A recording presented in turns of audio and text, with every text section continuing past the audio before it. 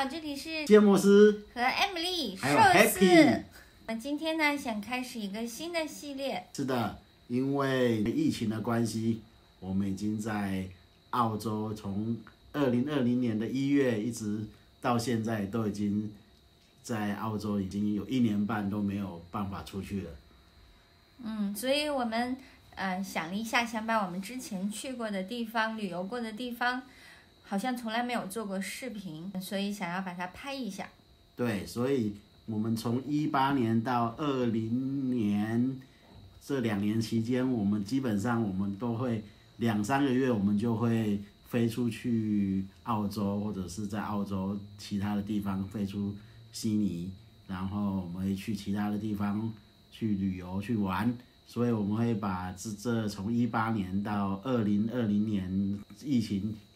开始之前呢，我们会去过的地方，我们会把它拍作一系列的影片。因为我们之前呢，视频博主或者是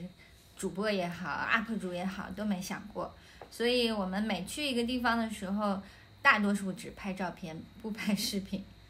对，所以我们会用以口述的方式，然后把我们每次去过的地方，然后口述加上一些照片，有什么好玩的，有什么好吃的、有趣的东西，还有当地的人文，就是想假装自己是文化博主。对，所以我们会从内蒙古、北京、上海、广州，还有澳门。澳门，对，还有香港，还有哪里？台湾。对，台湾，还有兰州，还有嘉峪关，对，这是整个国内的。然后我们还去日本，还有韩国，还有美国加州洛杉矶，开车一直到拉斯维加斯，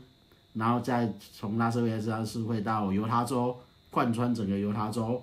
所以我们会把这些一系列的我们所做的一些历程，还有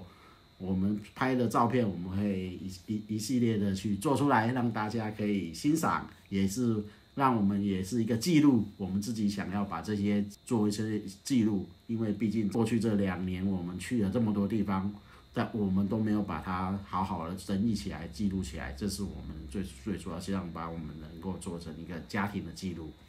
不想让它成为一个很遗憾的事情。没有拍视频已经觉得很遗憾了，就好多事情只能是在记忆里面。那我们现在就把我们记忆里面的事情变成每一个好听的小故事，讲给大家听。是的，那我们就可以开始我们的旅程吧。